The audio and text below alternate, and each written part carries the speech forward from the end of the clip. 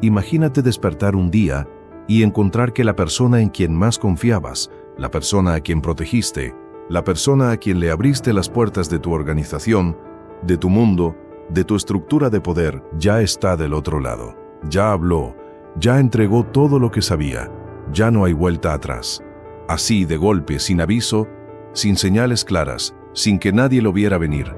Eso, según versiones periodísticas y documentos judiciales que han circulado en los últimos años, es precisamente lo que vivió Nemesio Oseguera Cervantes, conocido en el mundo del crimen organizado como el Mencho, cuando el nombre de María Julisa Lomelí comenzó a aparecer en declaraciones, expedientes y testimonios que sacudieron los cimientos del cártel Jalisco Nueva Generación. Suscríbete a este canal si quieres entender cómo se mueve realmente el poder en México, porque lo que vas a escuchar hoy no lo vas a encontrar en los noticieros de las 8.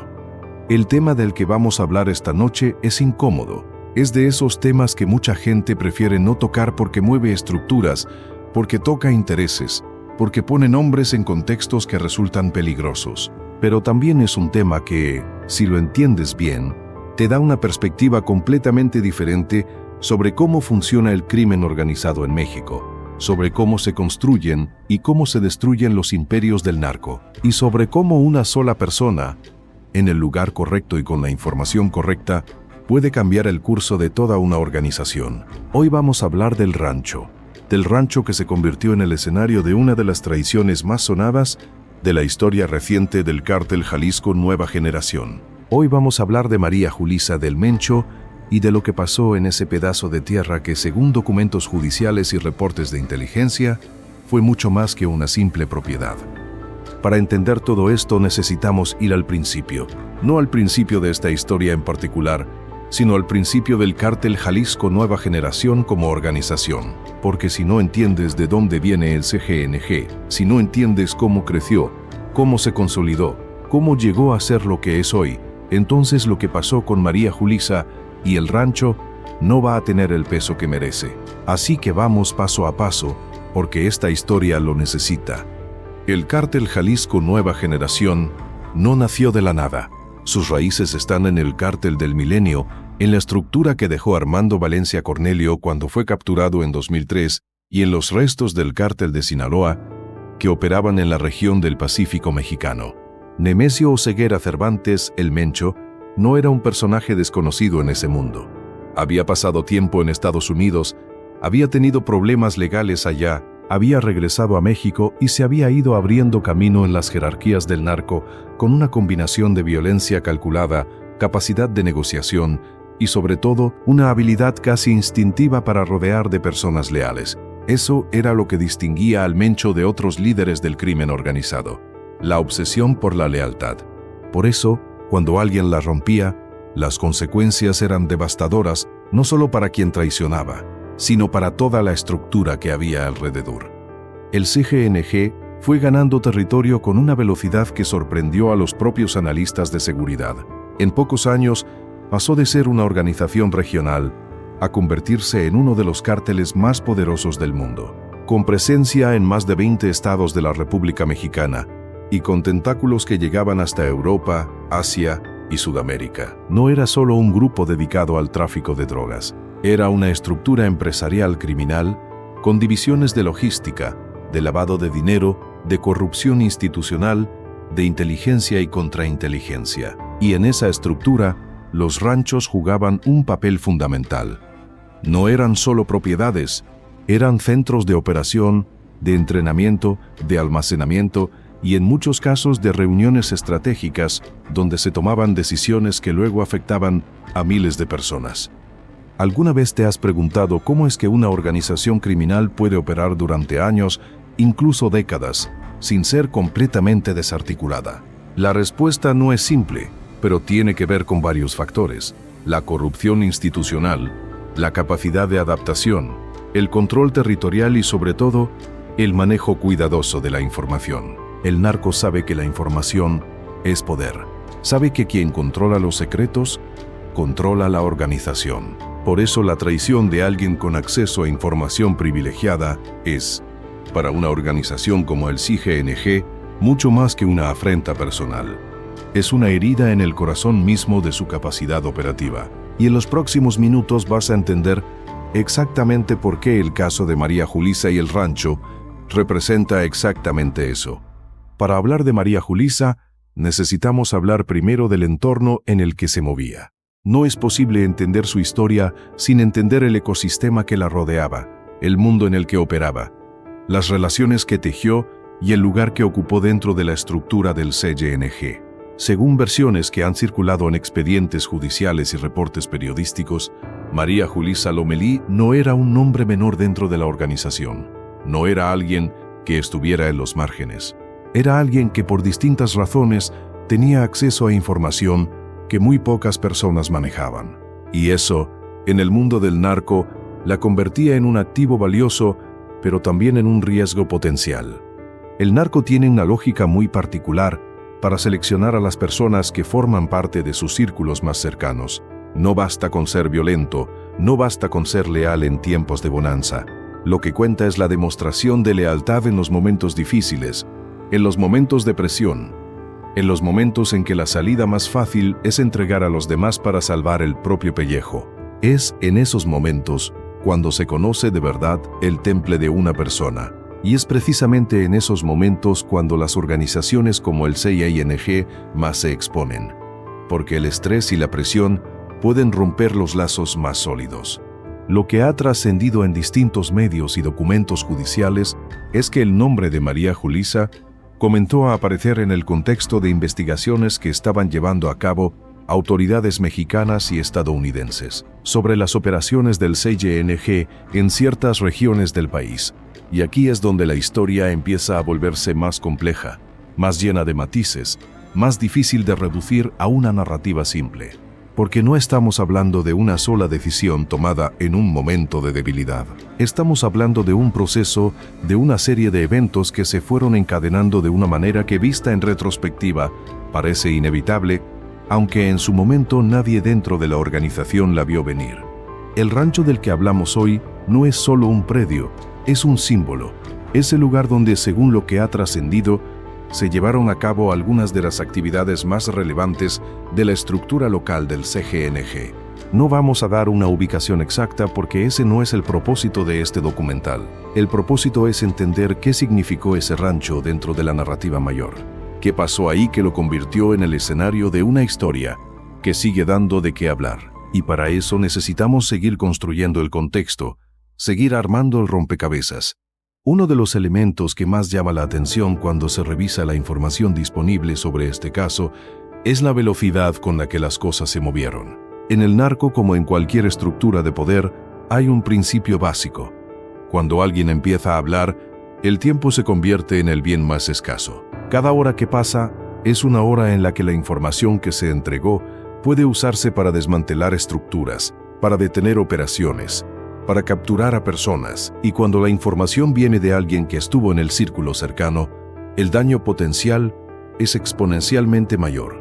Dentro de un momento te voy a mostrar el detalle que cambia por completo la forma en que se ha contado esta historia. Pero antes necesitamos hablar de algo que rara vez se menciona cuando se analiza este tipo de casos: el papel que juegan los ranchos en la logística del crimen organizado. Porque si no entiendes eso, no vas a entender por qué el rancho en cuestión era tan importante, por qué su exposición representaba un golpe tan serio para el CNG, y por qué la persona que lo entregó fue calificada como traidora dentro de la estructura. Los ranchos han sido históricamente uno de los recursos más valiosos para las organizaciones del crimen organizado en México. No estamos hablando solo de las propiedades que aparecen en las noticias cuando hay un decomiso espectacular, con pistas de aterrizaje, zoológicos privados o mansiones de lujo. Estamos hablando también de los ranchos discretos, de los que no llaman la atención, de los que están perfectamente integrados en el paisaje rural de una región, y que, desde afuera, parecen simplemente propiedades ganaderas o agrícolas. Esos son los ranchos que realmente importan para la operación cotidiana de una organización como el CNG.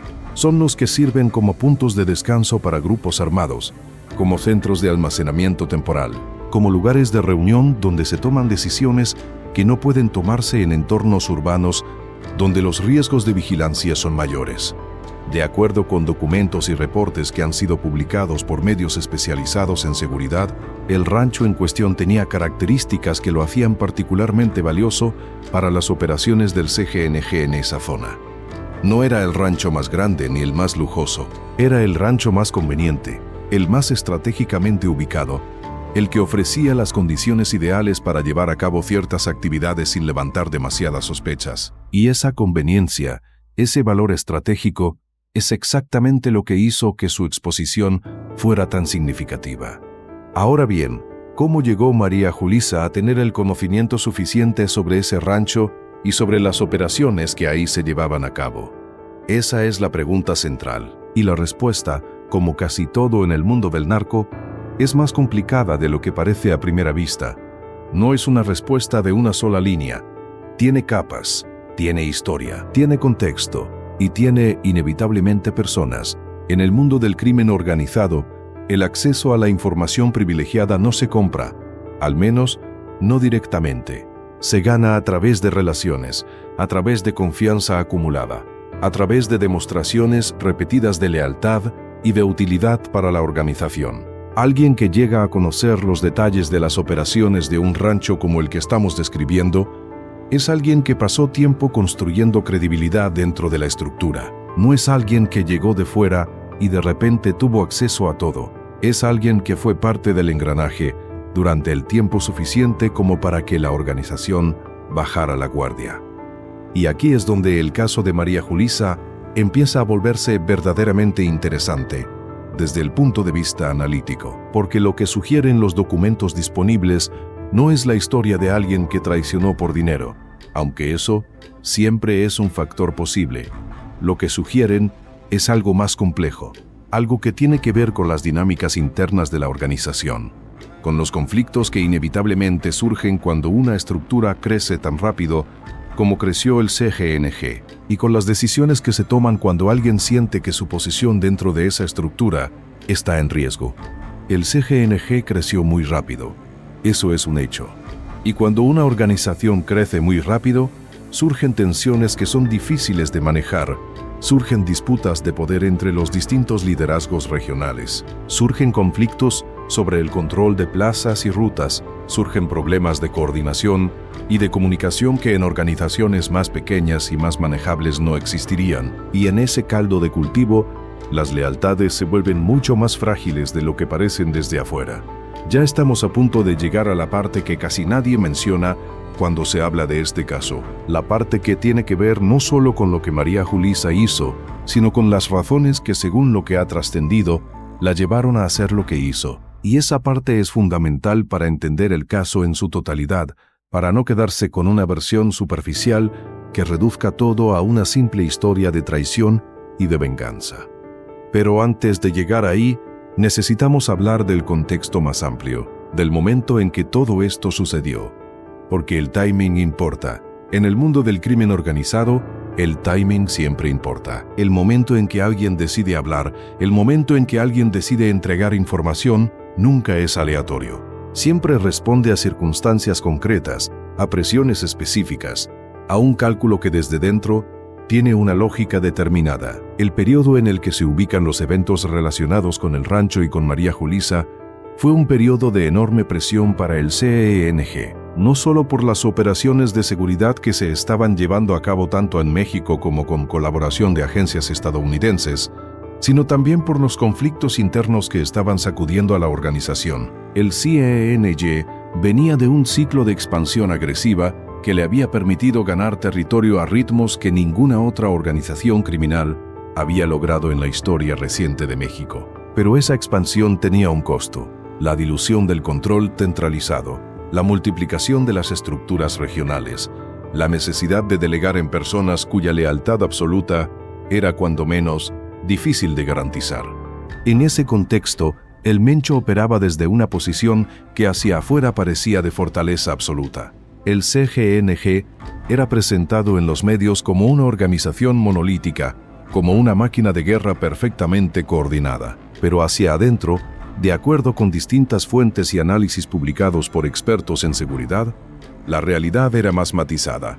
Había disputas, Había fricciones, había personas que cuestionaban decisiones, que se sentían marginadas, que veían cómo el poder se concentraba en ciertos círculos y que comenzaban a hacer sus propios cálculos sobre cuánto tiempo más podían sostenerse dentro de una estructura que percibían ya no los protegía de la misma manera que antes.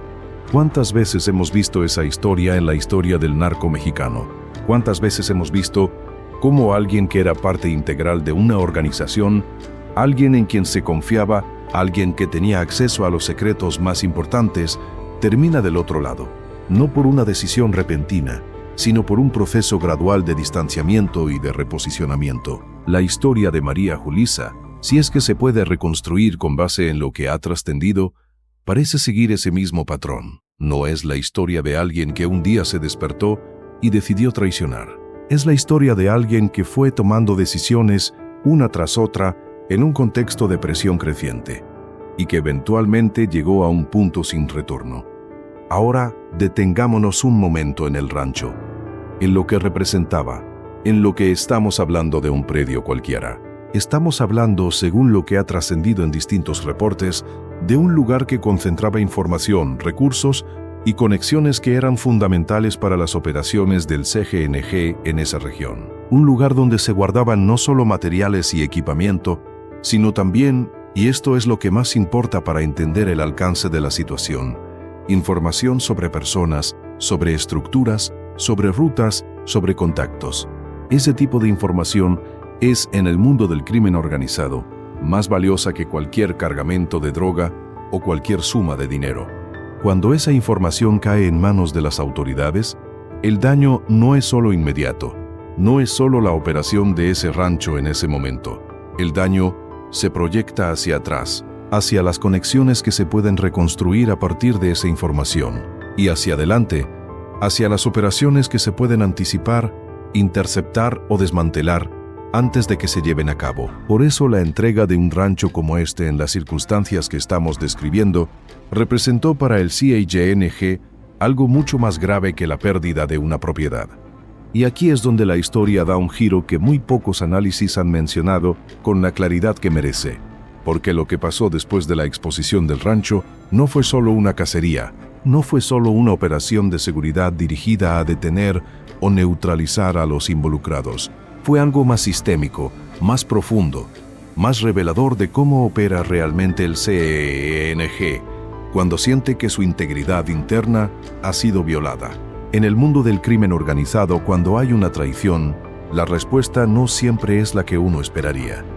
A veces es la respuesta directa, la más obvia, la más brutal. Pero a veces, cuando la traición viene de alguien con acceso suficiente como para causar un daño real, la respuesta es más calculada, más estratégica, más orientada a entender el alcance del daño antes de actuar. Porque actuar sin entender el alcance del daño puede llevar a cometer errores que empeoren la situación. Y el CGNG, a pesar de su fama de violencia, es también una organización que sabe cuándo la estrategia vale más que la reacción impulsiva.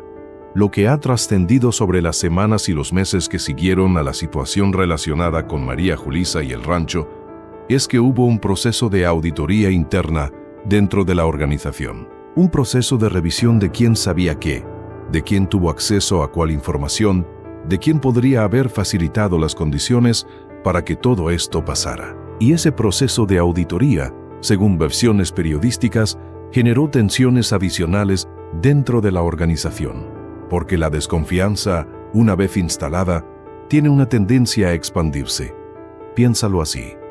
Si eres parte de una organización criminal y de repente te enteras de que alguien en quien todos confiaban decidió hablar, la primera pregunta que te haces no es solo quién fue. La primera pregunta que te haces es quién más podría estar pensando en hacer lo mismo.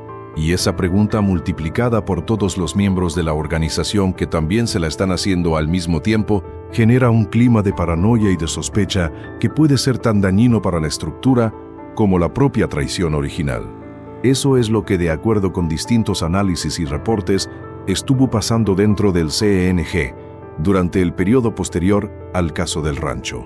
No solo la respuesta directa al evento en sí, sino también el manejo de las consecuencias secundarias, de los efectos en cadena que inevitablemente genera cuando algo así sucede en una organización que funciona sobre la base de la confianza y el secreto. Ahora bien, hay algo más en esta historia que no se puede dejar de lado, algo que tiene que ver con el perfil de las personas que, en el mundo del crimen organizado, terminan jugando un papel en estas situaciones. Porque María Julissa no encaja en el perfil típico del informante, del traidor del que se pasa al otro lado por razones puramente oportunistas. Su historia, por lo que ha trascendido, es más compleja que eso. Y esa complejidad es importante porque nos dice algo sobre cómo funciona realmente el narco, sobre las vulnerabilidades que tiene, sobre los puntos por donde se rompe.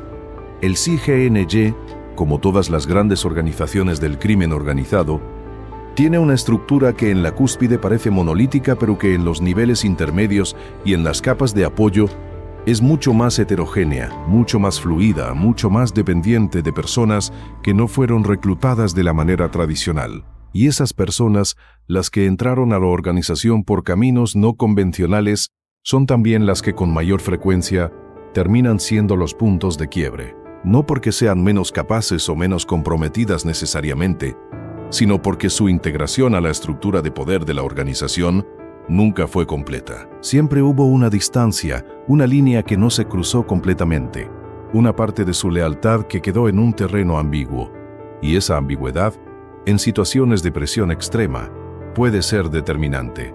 En los próximos minutos vamos a llegar a la parte más relevante de esta historia, la parte que tiene que ver con las consecuencias concretas, con los efectos documentados de lo que pasó en y alrededor del rancho, con lo que esto significa para la operación del CANCE en el mediano plazo. Pero antes, si el contenido de este documental te está aportando una perspectiva diferente, una forma de entender el crimen organizado en México que va más allá de los titulares, dale like a este video.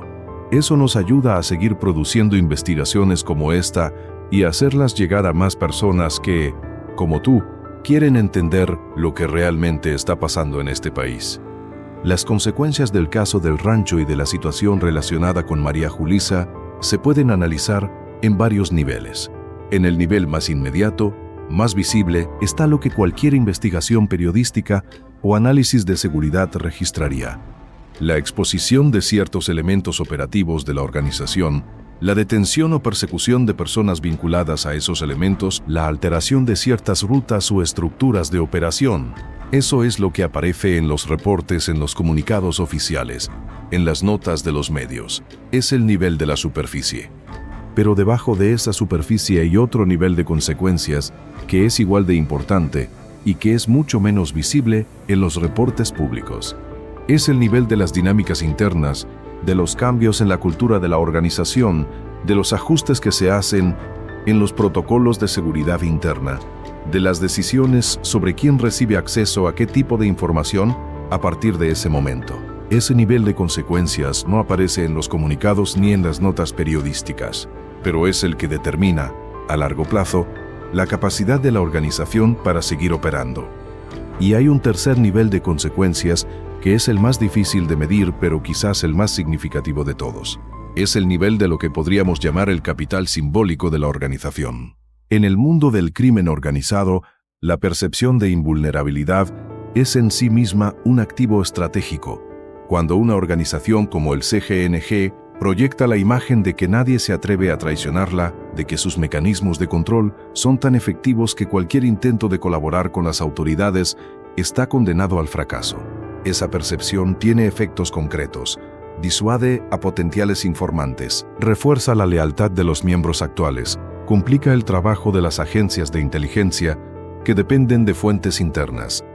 Cuando esa percepción se fisura, aunque sea de manera parcial, aunque sea en un caso específico, el efecto puede ser desproporcionado respecto al tamaño del evento en sí. Porque ya no solo estamos hablando de los daños concretos de ese caso particular, estamos hablando de la señal que ese caso envía a todos los demás, dentro de la organización. La señal de que sí es posible, de que no es inevitable, de que hay salidas. Y esa señal, en el contexto de una organización que enfrenta presiones internas y externas crecientes, puede tener efectos que se multiplican con el tiempo. Ese es, en buena medida, el legado más complejo del caso del rancho y de la traición de María Julissa, si es que vamos a usar ese término, no solo lo que pasó en ese predio específico, sino lo que ese evento representó para la percepción de la organización, para su cohesión interna, para su imagen de control absoluto sobre todos los elementos de su estructura. Ahora bien, es importante ser claros sobre algo. No toda la información que ha circulado sobre este caso tiene el mismo nivel de respaldo documental. Hay elementos que han sido confirmados por múltiples fuentes periodísticas y por documentos judiciales que han sido publicados o filtrados. Y hay elementos que siguen siendo especulativos, que forman parte de versiones que circulan en ciertos círculos pero que no han podido ser verificadas de manera independiente. En un documental como este, la responsabilidad es distinguir entre unos y otros, y eso es precisamente lo que estamos haciendo. Lo que sí es claro, lo que sí está documentado, es que el nombre de María Julissa apareció en un contexto que causó ruido dentro y fuera de la organización, que el rancho en cuestión tuvo una relevancia operativa que iba más allá de lo que podría parecer a primera vista, y que las consecuencias de lo que pasó ahí se sintieron en múltiples niveles dentro de la estructura del CGMG. Eso es lo que sabemos. Eso es lo que podemos decir con base en la información disponible. Y este es el punto que cambia por completa la narrativa cuando se mira en su totalidad, porque lo que más ha trascendido no es solo el acto de la traición en sí, sino el hecho de que ese acto fue posible. El hecho de que alguien pudo llegar al nivel de conocimiento que tenía sobre las operaciones del rancho sin que la organización lo detectara a tiempo. Eso habla de algo que los analistas de seguridad han señalado repetidamente: la paradoja del crecimiento del narco. Cuanto más grande se hace una organización, cuanto más extensa es su estructura, cuanto más personas incorpora, más vulnerabilidades genera en su propio tejido interno. No porque las personas sean necesariamente menos confiables, sino porque el control se diluye, la vigilancia se distribuye y los puntos ciegos se multiplican. El CGMG es hoy la organización criminal que más territorio controla en México. Tiene presencia en más países que cualquier otro cártel mexicano. Tiene recursos financieros que superan los de muchos gobiernos estatales.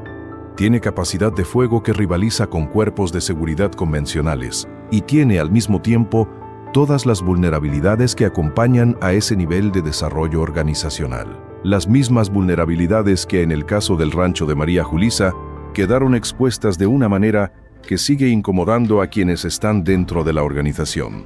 ¿Qué pasó exactamente en ese rancho? ¿Qué tipo de actividades se llevaban a cabo ahí? ¿Qué información específica fue entregada y a quién? Esas son preguntas que en su totalidad no podemos responder con base en la información pública disponible. Pero lo que sí podemos hacer, y es lo que estamos haciendo, es construir el contexto que permite entender el peso de lo que ocurrió. Porque el contexto es todo cuando se trata de analizar este tipo de situaciones. Y el contexto nos dice esto. En una organización como el CGMG, donde el secreto es una moneda de cambio fundamental, donde la información sobre las operaciones es uno de los activos más valiosos que existen, la exposición de un rancho operativo no es un evento menor. Es un evento que tiene consecuencias en cascada, que obliga a revisar y reestructurar múltiples aspectos de la operación, que genera costos tanto financieros como de capital humano, y que deja una marca en la memoria institucional de la organización. Hay algo más que necesitamos considerar para tener un panorama completo de este caso, y tiene que ver con el papel de las agencias de seguridad tanto mexicanas como estadounidenses en toda esta historia. Porque ninguna traición de este tipo ocurre en el vacío. Siempre hay actores externos que facilitan, que incentivan, que crean las condiciones para que alguien dentro de la organización decida dar ese paso. Y en el caso del CGMG, las agencias de seguridad, particularmente las estadounidenses, han sido actores muy activos en la construcción de esas condiciones. La DEA, el FBI, el Departamento de Justicia de Estados Unidos han invertido enormes recursos en la última década en el desarrollo de redes de inteligencia que les permitan penetrar las organizaciones del crimen organizado mexicano, no siempre a través de métodos convencionales, no siempre de maneras que luego aparecen en los comunicados oficiales, sino a través de un trabajo de inteligencia paciente, sistemático que aprovecha exactamente las vulnerabilidades que mencionábamos antes, las tensiones internas, los conflictos de poder, las personas que se sienten marginadas o en riesgo dentro de la organización. En ese contexto, no sería descabellado, y varios analistas lo han señalado, que el caso de María Julissa y el rancho no fue un evento espontáneo, sino el resultado de un proceso de construcción de relaciones que tomó tiempo y que estuvo facilitado por actores externos que tenían un interés muy claro en el resultado. Eso no exime a las personas involucradas de su responsabilidad por las decisiones que tomaron, pero sí añade una dimensión adicional al análisis que es importante no ignorar. El Mencho, por su parte, lleva años siendo el objetivo número uno de las agencias de seguridad, tanto en México como en Estados Unidos. Hay una recompensa de $10 millones ofrecida por el gobierno estadounidense por información que lleve a su captura. Ese nivel de presión, sostenido durante años, inevitablemente crea fisuras en las estructuras de quienes están a su alrededor. No todos pueden vivir indefinidamente bajo ese nivel de vigilancia, de presión y de riesgo. Y los que deciden que ya no pueden, los que llegan a ese punto de quiebre, terminan siendo exactamente el tipo de activo que las agencias de seguridad buscan desarrollar. ¿Fue María Julissa uno de esos activos? ¿Fue el rancho el resultado de ese tipo de proceso? La información pública disponible no permite una respuesta definitiva, pero las condiciones que describimos, el contexto de presión creciente, las vulnerabilidades internas del CIGNG, el trabajo sistemático de las agencias de seguridad, hacen que ese escenario sea consistente con la lógica que estamos describiendo. Lo que sí es claro es que, independientemente de las motivaciones específicas y de los actores exactos que estuvieron involucrados, el caso del rancho representó un momento de quiebre en la narrativa del CGNG como organización invulnerable. Un momento en que las fisuras que siempre existieron pero que se mantenían ocultas detrás de la imagen de poder y de cohesión, quedaron brevemente visibles. Y esa visibilidad, aunque sea momentánea, tiene efectos que se prolongan mucho más allá del evento que la generó. Dentro de la estructura del CIGNG, los ranchos como el que estamos describiendo no son anomalías, son parte de un sistema de infraestructura que la organización ha desarrollado a lo largo de años, en múltiples regiones del país, con diferentes niveles de sofisticación y de importancia estratégica. Algunos de esos ranchos son conocidos, han aparecido en los medios, han sido objeto de operaciones de seguridad que se difundieron públicamente. Otros permanecen en las sombras operando de manera discreta, sin llamar la atención, sirviendo sus propósitos de manera silenciosa. El rancho del que hablamos hoy pertenecía a esa segunda categoría. Era un rancho discreto, era un rancho que no estaba en el radar público, y ese era precisamente su valor. Su invisibilidad era su mayor activo, hasta que dejó de serlo. Para entender completamente el significado de lo que pasó con María Julissa y el rancho, es necesario también hablar del momento político en el que todo esto ocurrió. Porque el narco no opera en un vacío político, opera en un contexto donde las relaciones con las instituciones del Estado, con los gobiernos locales, con las fuerzas de seguridad, son parte integral de su capacidad de funcionamiento. Y cuando ese contexto cambia, cuando las relaciones que antes existían se alteran, las organizaciones criminales tienen que adaptarse, y en esa adaptación, los puntos débiles se vuelven más visibles. El CIGNG ha tenido que navegar cambios significativos en el contexto político mexicano en los últimos años, cambios en las fuerzas de seguridad, cambios en las prioridades de la política de seguridad, cambios en las relaciones con las autoridades locales. Cada uno de esos cambios implicó un proceso de ajuste, de renegociación, de evaluación de con quién se podía contar y con quién ya no. Y en ese proceso de ajuste, las personas que estaban en posiciones intermedias, las que servían de enlace entre la organización y el mundo exterior, se encontraron frecuentemente en situaciones de enorme ambigüedad y de riesgo elevado. María Julissa, según lo que ha trascendido, era alguien que ocupaba exactamente ese tipo de posición. No estaba en la cúspide de la organización. No era una de las figuras de alto perfil cuyo nombre aparece en las listas de capturados o buscados. Era alguien que operaba en ese espacio intermedio, que servía de puente entre distintos elementos de la estructura, que tenía acceso a información que cruzaba varios niveles de la organización. Y ese tipo de posición, especialmente en momentos de presión y de ajuste, es particularmente vulnerable. Hay una pregunta que inevitablemente surge cuando se analiza un caso como este, y que es importante abordar directamente. ¿Qué le pasó a María Julissa? ¿Cuál fue su destino después de que su nombre comenzó a circular en los contextos que hemos descrito? La respuesta honesta es que la información pública disponible no permite construir un relato completo de lo que le sucedió. Lo que sí ha trascendido en distintas versiones periodísticas es que su situación se volvió extremadamente complicada, extremadamente peligrosa, a partir del momento en que su nombre empezó a ser asociado con la exposición de información sobre las operaciones del CGNG. En el narco, las consecuencias para alguien que es percibido como traidor no son ambiguas, son predecibles. Son parte de un código que la organización aplica de manera consistente, precisamente porque ese código es lo que mantiene la cohesión y disuade futuros comportamientos similares. El hecho de que María Julissa haya sobrevivido, si es que así fue, o de que haya podido mantenerse fuera del alcance de la organización, si es que eso ocurrió, es en sí mismo parte de la historia. Porque en el mundo del CGNG, nadie se escapa de esa manera sin ayuda, y esa ayuda siempre viene de algún lugar. La historia del rancho, la historia de María Julissa y el Mencho, es en última instancia la historia de una organización que creció más rápido de lo que podía gestionar su propia complejidad. Es la historia de cómo el poder, cuando se acumula sin una gestión adecuada de sus propias vulnerabilidades, termina sembrando las semillas de su propio debilitamiento, no necesariamente de su destrucción. El CGNG sigue siendo una organización enormemente poderosa, pero sí de sus límites, y esos límites son importantes de entender porque son los que definen el espacio real de la lucha contra el crimen organizado en México, no el espacio que aparece en los discursos oficiales, ni el que muestran las presentaciones de capturas con comunicados y conferencias de prensa. El espacio real, el que se negocia en silencio, el que se construye con información, con paciencia y con la explotación sistemática de las vulnerabilidades que toda organización, por grande que sea, inevitablemente tiene. Si llegaste hasta aquí en este documental, es porque te importa entender lo que realmente está pasando, porque no te conformas con la versión oficial ni con la narrativa superficial.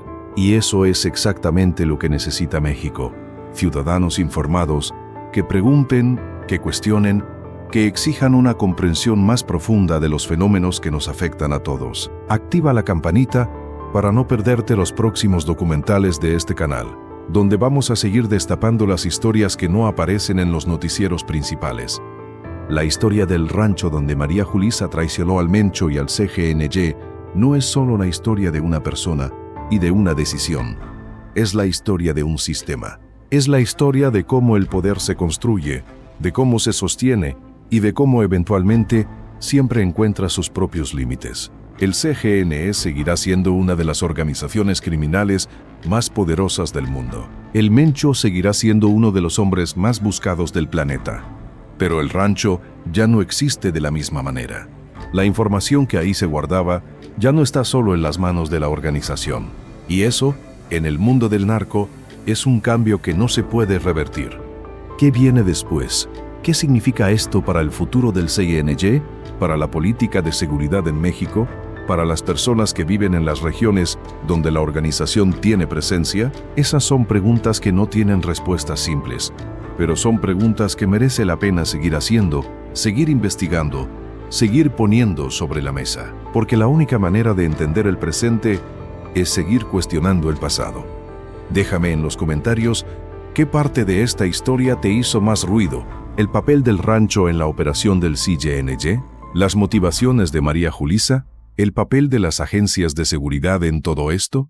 Todos esos son ángulos que podemos seguir explorando en próximas entregas. Este canal existe precisamente para eso, para ir más allá de lo superficial, para hacer las preguntas que otros no hacen, para construir juntos una comprensión más completa y más honesta de la realidad que nos rodea. Si quieres seguir siendo parte de esa conversación, suscríbete. No para darte contenido fácil, sino para darte contenido que valga la pena. Hasta la próxima. Nota de producción. Este guión Está basado en información periodística pública y en análisis de documentos disponibles. No afirma como hechos cerrados eventos que no han sido probados judicialmente. El uso de fórmulas como según versiones, de acuerdo con documentos, y lo que ha trascendido, refleja el rigor periodístico requerido para un contenido de esta naturaleza. Sección expandida. El contexto histórico y el tejido profundo del caso. Pero vayamos más atrás todavía. Vayamos al momento en que el CGNG comenzó a construir exactamente el tipo de infraestructura que hoy nos ocupa, el tipo de red de ranchos y propiedades que le permiten operar con una eficiencia que ha sorprendido a los analistas de seguridad más experimentados. Para entender el significado del rancho de María Julisa, necesitamos entender cómo se construyó esa red, por qué se construyó de esa manera y quiénes fueron los artífices de esa arquitectura operativa. El Cártel Jalisco Nueva Generación aprendió de los errores de sus predecesores, estudió cómo el Cártel del Golfo, cómo el Cártel de Sinaloa, cómo los Zetas habían construido sus estructuras territoriales y qué había fallado en cada caso. Y de ese estudio sacó conclusiones que aplicó de manera sistemática desde los primeros años de su consolidación como organización independiente. Una de esas conclusiones fue que la concentración excesiva de activos y de operaciones en un solo punto, en una sola persona o en una sola ubicación era un error estratégico que tarde o temprano terminaba siendo explotado por las autoridades o por los rivales. Por eso el CGNG optó por una estrategia de distribución, no una sola plaza central, no una sola estructura de mando vertical y rígida, sino una red de estructuras semiautónomas, vinculadas entre sí a través de protocolos de comunicación y de coordinación, pero capaces de operar de manera independiente si alguno de los nodos era golpeado. Esa arquitectura de red era en teoría mucho más resistente a los golpes que las estructuras centralizadas que habían caracterizado a los cárteles anteriores. Y funcionó durante años. Funcionó lo suficientemente bien como para permitir al CGNG expandirse a un ritmo sin precedentes para invadir territorios que antes estaban bajo el control de otras organizaciones, para establecer presencia en países donde ningún otro cártel mexicano había llegado antes. Esa arquitectura distribuida fue la columna vertebral de la expansión del CGNG, pero esa misma arquitectura distribuida contenía en su diseño una vulnerabilidad que sus creadores quizás no previeron con suficiente claridad: la necesidad de personas en posiciones de coordinación, personas que supieran cómo conectar los distintos nodos de la red, personas que tuvieran el mapa completo, o al menos una parte significativa de ese mapa, en sus cabezas y en sus contactos. Personas como María Julisa. En una estructura centralizada, el conocimiento del mapa completo está en manos de muy pocas personas, las que están en la cúspide de la jerarquía. En una estructura distribuida, ese conocimiento tiene que estar repartido entre muchas más personas, las que sirven de coordinación entre los diferentes nodos, y eso significa que hay muchos más puntos donde ese conocimiento puede filtrarse, puede ser capturado, puede ser utilizado en contra de la organización. Ese es el dilema fundamental de toda organización que intenta crecer manteniendo al mismo tiempo la seguridad operativa. Cuanto más creces, cuanto más distribuida está tu estructura, más personas necesitan saber suficiente como para coordinar las operaciones y más puntos de vulnerabilidad creas en el proceso. No hay una solución perfecta para ese dilema. Solo hay maneras de gestionarlo con mayor o menor eficiencia. El CGNG lo gestionó de manera más eficiente que la mayoría de las organizaciones de su tipo, pero no de manera perfecta, nunca de manera perfecta. Y los casos como el del rancho de María Julisa son la demostración de que esa imperfección existe, de que los límites de la gestión del secreto en una organización del tamaño del CGNG son reales y tienen consecuencias reales. Hay algo fascinante, desde una perspectiva analítica, en la forma en que el CGNG maneja la información sobre sus propios activos, los ranchos, las casas de seguridad, los vehículos, las rutas, los contactos. Toda esa información está compartimentada de una manera que, en teoría, minimiza el daño que puede causar cualquier punto de quiebre individual. Un miembro de la organización en un nivel determinado sabe lo que necesita saber para hacer su trabajo, y no mucho más. Eso es el principio de la compartimentación de la información. Un principio que los servicios de inteligencia de todo el mundo aplican precisamente porque es efectivo. Pero la compartimentación perfecta es una ilusión. En la práctica, siempre hay personas que saben más de lo que teóricamente deberían saber. Siempre hay conversaciones que se tienen, informaciones que se comparten de manera informal, conexiones que se establecen porque las personas que trabajan juntas inevitablemente terminan sabiendo más unas de otras de lo que el protocolo formal establecería. Y esas filtraciones informales de información, esos excesos de conocimiento que se acumulan con el tiempo, son exactamente los que se vuelven problemáticos cuando alguien decide cambiar de bando. María Julissa, según lo que ha trascendido, era alguien que tenía más conocimiento del que correspondería a su posición formal dentro de la estructura.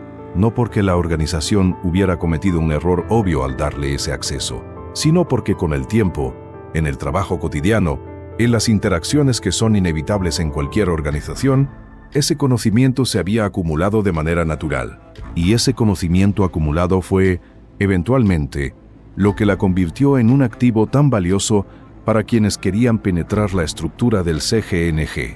Pensemos ahora en el Mencho, en la persona detrás del líder, porque el Mencho no es solo un símbolo del narco mexicano. Es una persona que ha sobrevivido décadas en uno de los ambientes más hostiles y más peligrosos que existen, que ha construido una imperia desde prácticamente la nada, que ha tomado decisiones que, mirando hacia atrás, parecen casi imposibles de haber tomado con la información que tenía disponible en ese momento. Eso habla de una inteligencia operativa que no se puede subestimar, de una capacidad de lectura de las situaciones que pocos líderes del crimen organizado han tenido en la historia reciente de México. Y sin embargo, el Mencho no pudo prevenir lo que pasó con el rancho de María Julissa, o si lo previó, no pudo evitarlo. Y eso nos dice algo importante sobre los límites del poder incluso para alguien que ha construido lo que el Mencho ha construido. Nadie, absolutamente nadie, tiene el control total en un sistema tan complejo como el que dirige el CGNG. Siempre habrá un margen de imprevisibilidad, siempre habrá un punto ciego, siempre habrá una decisión que alguien toma y que cambia el curso de los eventos de una manera que no estaba en el cálculo original. Eso no convierte al Mencho en un líder débil, lo convierte en un ser humano que opera en un sistema que por su propia naturaleza es inmanejable en su totalidad. Y esa humanidad, esa inevitable limitación, es parte de la historia que estamos contando hoy. Volvamos al rancho, al lugar físico, a lo que representaba en términos concretos para la operación del CGNG en esa zona. Hemos hablado ya de su importancia estratégica en términos generales, pero hay detalles que vale la pena mencionar, aunque sea de manera general, porque ayudan a entender por qué su exposición fue tan significativa. Un rancho como el que estamos describiendo no es solo un predio. Es toda una red de relaciones locales que lo sostiene. Son los vecinos que saben que algo pasa ahí, pero que prefieren no ver, o que forman parte activa del sistema de protección. Son las autoridades locales que de una manera u otra han llegado a un entendimiento que les permite coexistir sin interferir. Son los proveedores que suministran lo que sea necesario, sin hacer preguntas. Son los trabajadores que mantienen la apariencia de normalidad, que cuidan el ganado o los cultivos que sirven de fachada para las actividades reales. Toda esa red de complicidades necesarias es parte de lo que se expone cuando un rancho de ese tipo sale a la luz.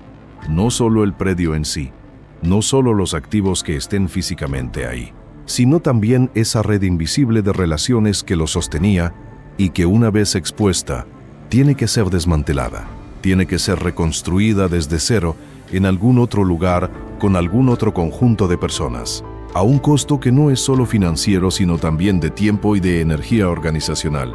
Y ese costo multiplicado por cada uno de los nodos de la red que se ven afectados por una exposición como esta, es lo que acaba teniendo consecuencias en el mediano plazo sobre la capacidad operativa de la organización. No el evento en sí, que en términos relativos puede parecer menor, sino el efecto acumulativo de la reconstrucción que requiere, de los recursos que drena, de la atención que demanda.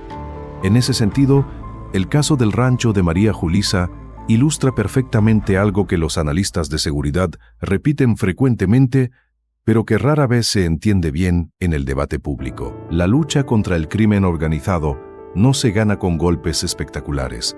Se gana con la erosión gradual de la capacidad operativa de las organizaciones, con la multiplicación de los costos que tienen que pagar para mantener sus estructuras funcionales, con la creación sistemática de incertidumbre dentro de sus propias filas sobre quién es confiable y quién no lo es.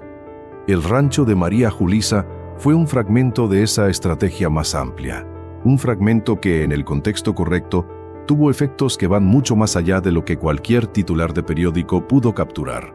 Y entender eso es entender algo fundamental sobre cómo funciona realmente la lucha contra el crimen organizado en México, más allá de las narrativas simplificadas que dominan el debate público. Hay otro elemento de esta historia que no hemos mencionado todavía y que es importante para tener el panorama completo.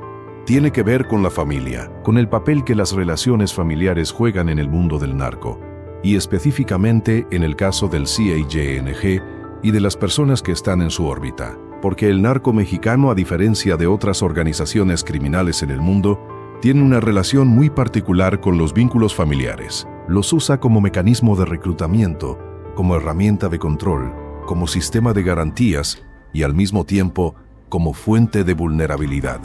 Las familias de los líderes del narco están casi siempre involucradas en la organización de una manera u otra. Algunos de sus miembros participan activamente en las operaciones. Otros sirven como fachada para negocios legales. Otros son simplemente mantenidos cerca porque su seguridad es la garantía de la lealtad del líder. Y en ese entramado familiar, las relaciones que se establecen con personas externas, como las que pudo haber tenido María Julissa con elementos del CIANG, adquieren una dimensión adicional que complica todavía más el análisis. El Mencho es conocido por tener una relación muy cercana con su familia, por haber integrado a varios de sus familiares en la estructura de la organización. Eso tiene ventajas obvias. La lealtad familiar suele ser más robusta que la lealtad puramente instrumental, pero también tiene desventajas. Cuando la dinámica familiar se complica, cuando surgen conflictos o tensiones dentro del núcleo familiar, esos conflictos se transmiten inevitablemente a la estructura de la organización. No estamos diciendo que ese sea el caso específico de lo que pasó con María Julissa. No tenemos información suficiente para hacer esa afirmación.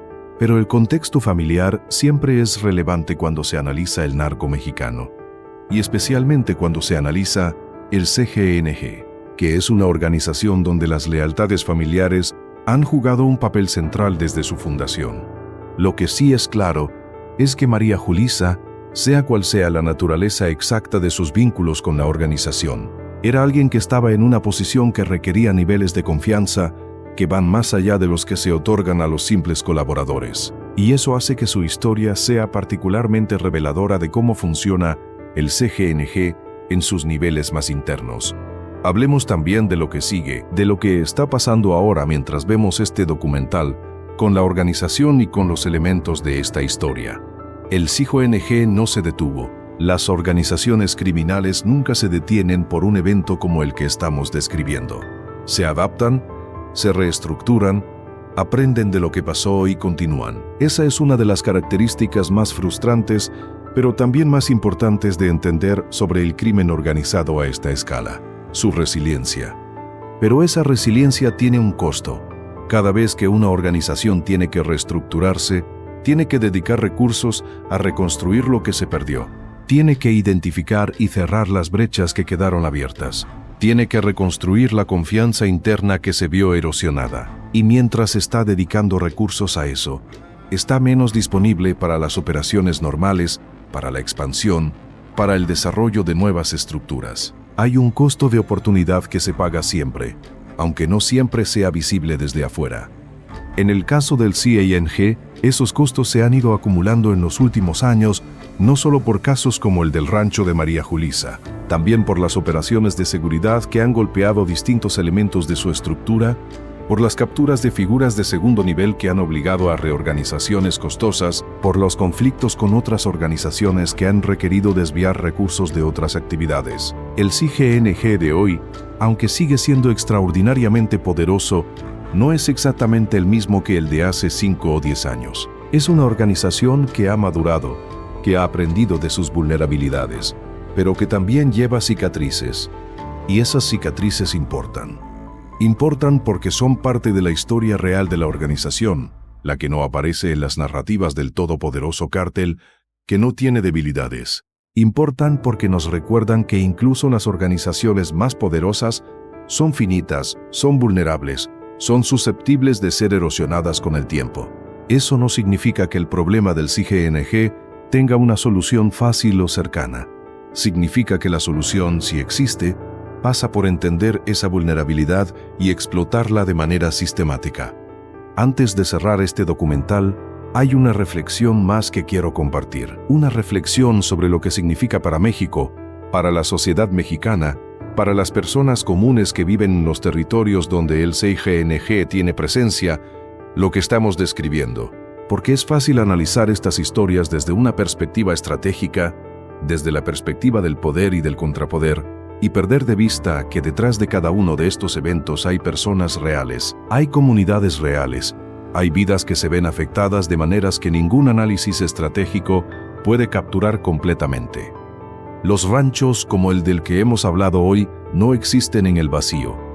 Existen en comunidades, existen en municipios donde hay escuelas, donde hay familias que trabajan, donde hay personas que intentan construir una vida normal en condiciones que el crimen organizado ha hecho extraordinariamente difíciles. Esas personas son las que cargan con el peso real de lo que estamos describiendo. No los líderes de los cárteles, no los analistas de seguridad, no los periodistas que hacemos documentales como este. Las personas comunes que viven en esos territorios y que tienen que navegar una realidad que no eligieron. Esa realidad es parte de la historia que estamos contando, y es la parte que más importa, aunque sea también la parte que más difícil resulta de articular en términos narrativos, porque la violencia estructural que el narco impone sobre las comunidades donde opera es una violencia que se expresa en miles de pequeñas formas cotidianas, en restricciones, en miedos, en limitaciones que no aparecen en los titulares, pero que definen la experiencia diaria de millones de mexicanos.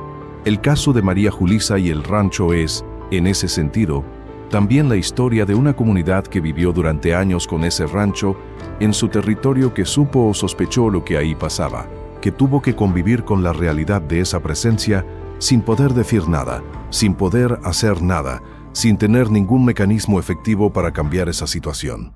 Y cuando eventualmente algo cambió, cuando la exposición del rancho alteró el equilibrio que existía, esa comunidad también pagó un precio, en forma de incertidumbre, de miedo a represalias, de disrupciones en la vida cotidiana, que para ellos no son estadísticas sino experiencias vividas. Eso es México, eso es parte de la realidad que este canal se compromete a mostrar sin filtros, sin eufemismos, sin la complacencia de narrar el poder, sin hablar de sus víctimas. Porque el poder del narco se ejerce siempre sobre alguien, y ese alguien, en la mayoría de los casos, no es otro criminal, es gente común, es gente como tú que simplemente tuvo la mala fortuna de nacer o de vivir en el lugar equivocado. Si este documental te dio algo valioso, si te hizo entender algo que antes no entendías, si te hizo ver la realidad de México desde un ángulo que no habías considerado, ese es el propósito de este trabajo. No darte certezas donde no las hay. No simplificar lo que es complejo, sino darte herramientas para pensar más claramente sobre lo que está pasando y sobre lo que podría pasar. Dale like si sientes que este contenido merece llegar a más personas. Comenta lo que piensas, lo que te generó dudas, lo que quisieras que exploráramos en próximas entregas. Y suscríbete si quieres seguir siendo parte de una conversación que intenta hacer justicia a la complejidad de México, que se niega a reducir la realidad a narrativas cómodas, que cree que la ciudadanía informada es uno de los activos más valiosos que este país puede tener en el momento en que lo estamos viviendo. La historia de María Julissa del Mencho, del rancho y del CIGNG no terminó, sigue escribiéndose, y nosotros seguiremos aquí leyéndola con atención, análisis y el compromiso de contarla con la honestidad que merece. Hasta la próxima entrega.